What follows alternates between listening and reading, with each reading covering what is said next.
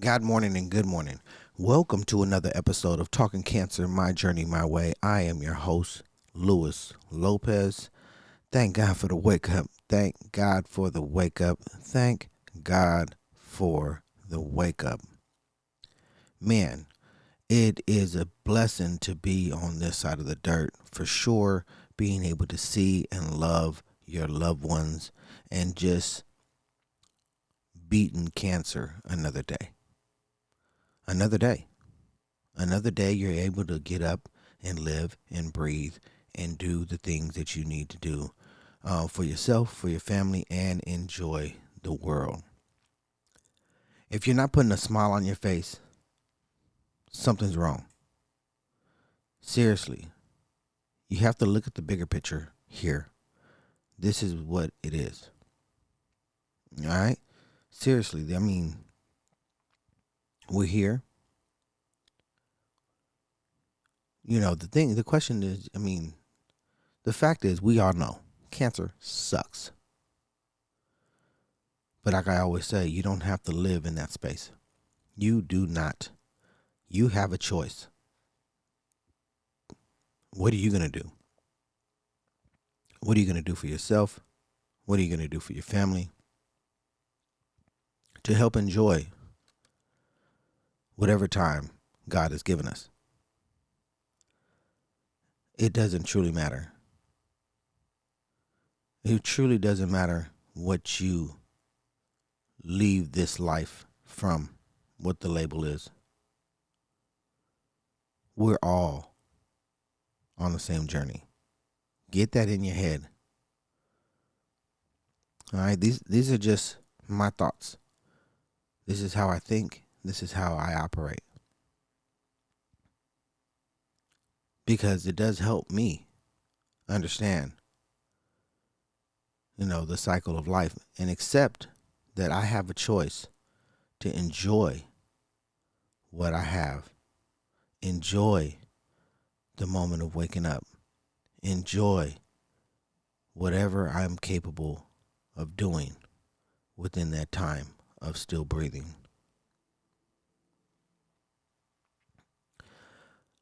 Well, as you could tell today, I feel great today. I've gotten a lot more sleep. My back hasn't been hurting as much. As a matter of fact, almost didn't feel it at all last night. So that's a good thing. I do want to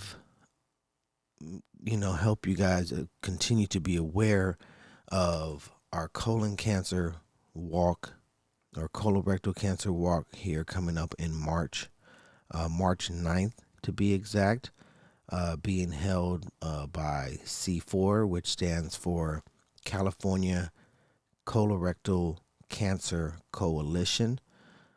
They will be putting the run on, and they're an amazing group of people. Definitely, they've been able to talk with them and deal with them.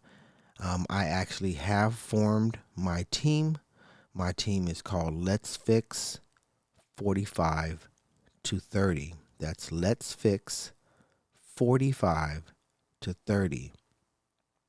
So, some people may be asking, hey, well, what is Let's Fix 45 to 30? Well, we need to fix the age. We need to lower the recommended age of colon cancer or colon screening, colonoscopies. This is something that needs to be done in order to get a jump. I say 30 because I think, making this part of like your mandated type of health care is probably too much at this particular point for the CDC and so on and so forth. But it is a huge jump compared to the 5-year change that they recently made a couple years back. So, well, Lewis, why did you name it Let's Fix 45 to 30? Well, Let's Fix 45 to 30 is also a petition that I created to get the attention of the CDC. and the United States Preventative Service Task Force. They must be aware that the people want this change. The people want to save lives. Again, this thing is, it's just become bigger than me. This disease has helped me see so many things and so many inaccuracies in the medical field. And so many people that I've spoken with that have just, let's say, just got brushed under the rug or put under the rug or however that saying goes. But for whatever reason, maybe being too young, maybe being whatever, just so many cancer patients that I've spoken to, old and young, unfortunately, the people that I have talked to, just on a personal level, majority of them have been of a minority or ethnic group, and a lot of them have went in to the doctor with different ailments or different symptoms, and maybe because of their health literacy, we're going to call it that, right? Because that was a good one. I like that. Maybe they didn't know how to tell the doctor certain things, what was wrong or how open to be or whatever. But for whatever the case, they went in, told them about whatever it is, whatever symptom or sign that they were going through, and it kind of got pushed under the rug for something different. I'm finding this story time and time and time again, which leads me to this this petition. This petition is just the iceberg, the tip of the iceberg.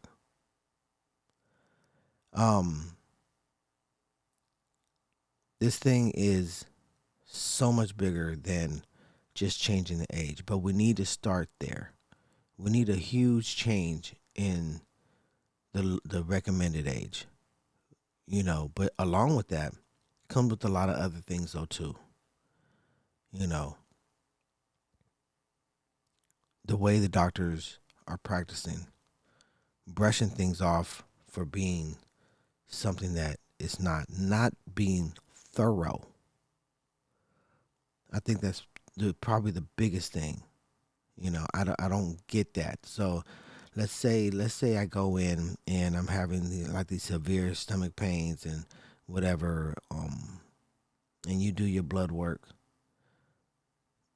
but you only do your basic blood work because I'm only 25 or 30. You know what I mean? No, he can't have colon cancer yet. No, we don't do that till 45. I don't understand why we can't just get that complete lineup, that complete lab blood work, the CEA markers and all of that. Why can't we just do that? Makes no sense to me. Why are we not proactive in the medical field? Why are doctors not being thorough? There's a handful of doctors and physicians and things like that are thorough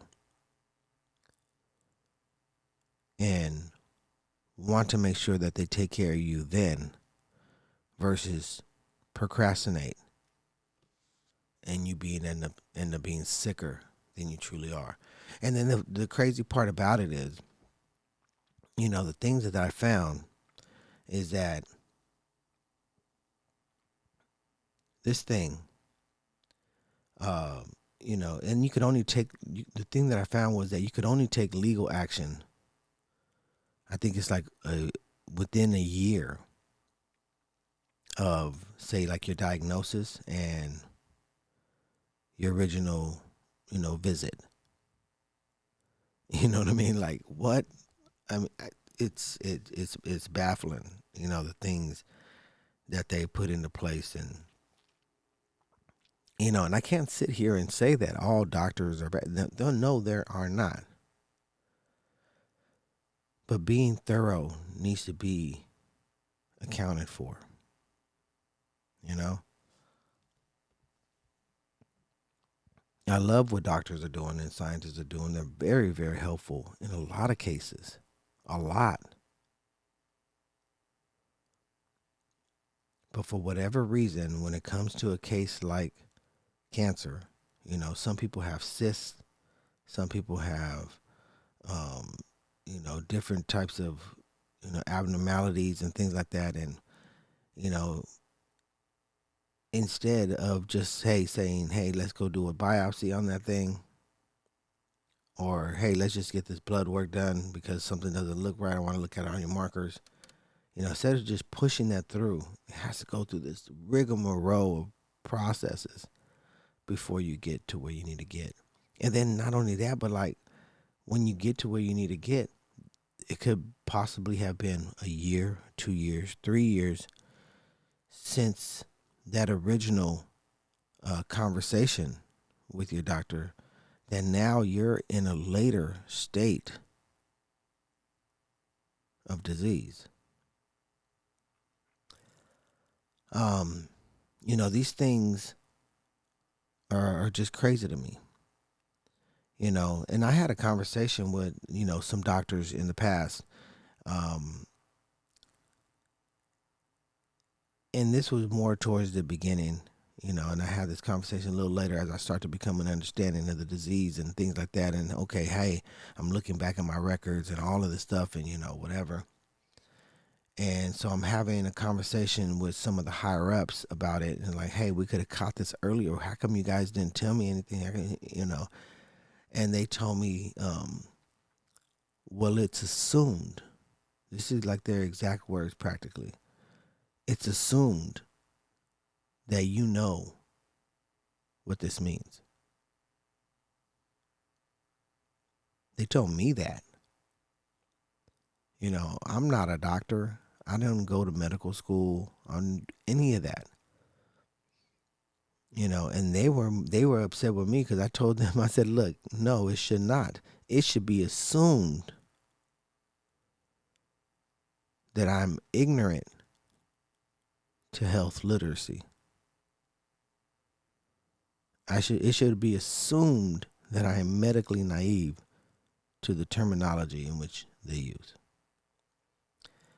We didn't have a good conversation that day.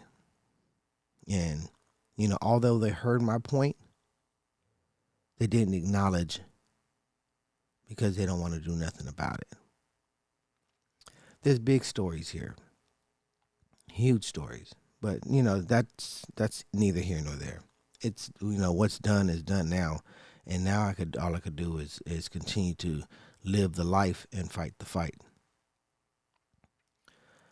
So anyways, I do want to help continue to raise awareness. That's what this platform is about knowing about health literacy, about getting the point across from a normal individual that just is walking the same walk that you are walking.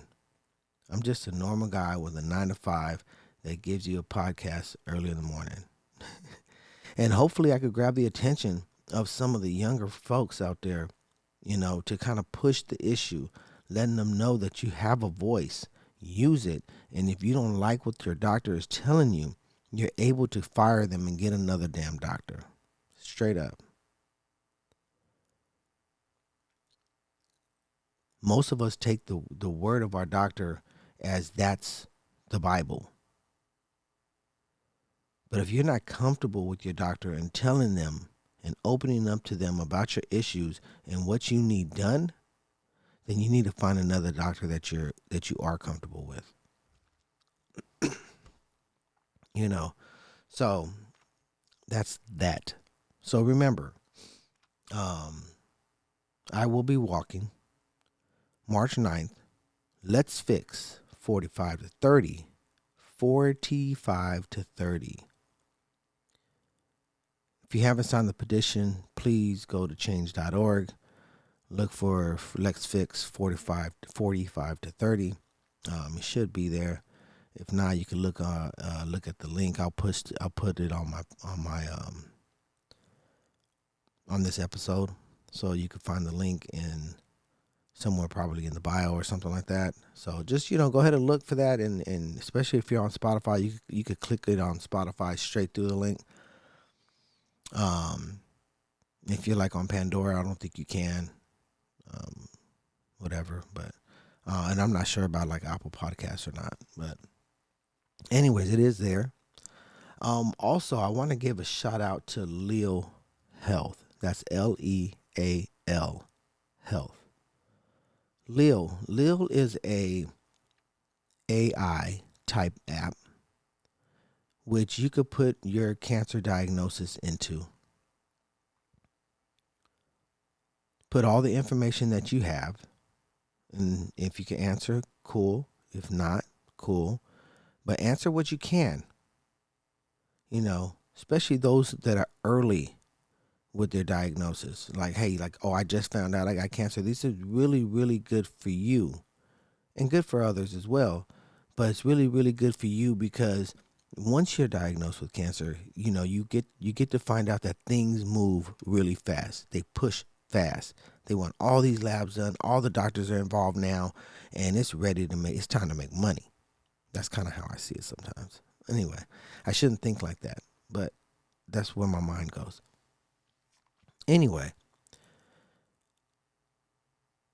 Leal, once you put all this information in that you get, all your CA markers and your weight and your breath, what kind of cancer you got and what you've been diagnosed with and what stage it is, you drop it into this AI app.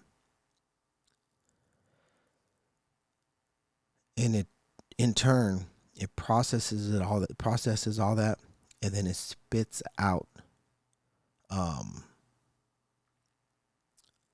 all the different types of treatments that are available at this time. Some of them are conventional chemo, some of them are clinical trials, but you have options. And I think that's the main thing about this app that I enjoy, is that you have options.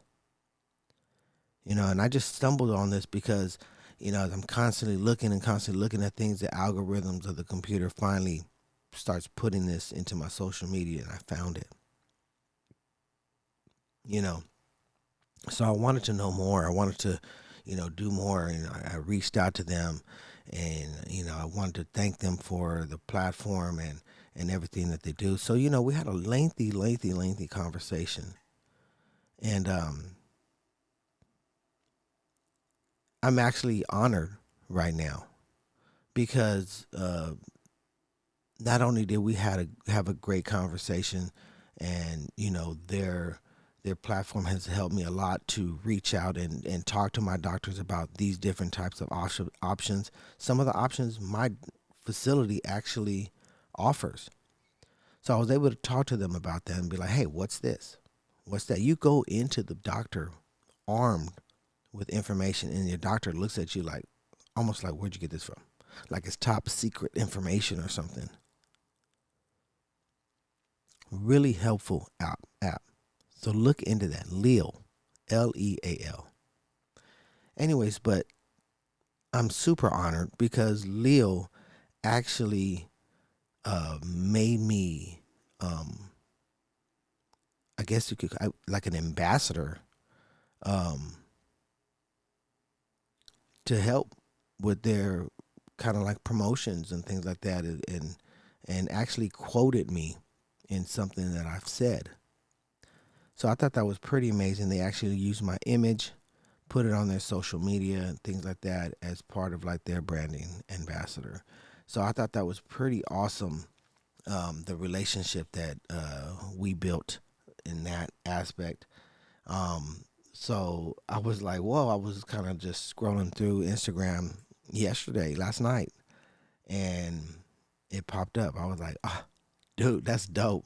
They didn't tag me, they didn't nothing. They just put it up, and I'm not expecting to tag anyways because they don't know about somebody's journey if they want to be, you know, private and things like that. They don't want to be tagged and whatever. Some people are like that, you know.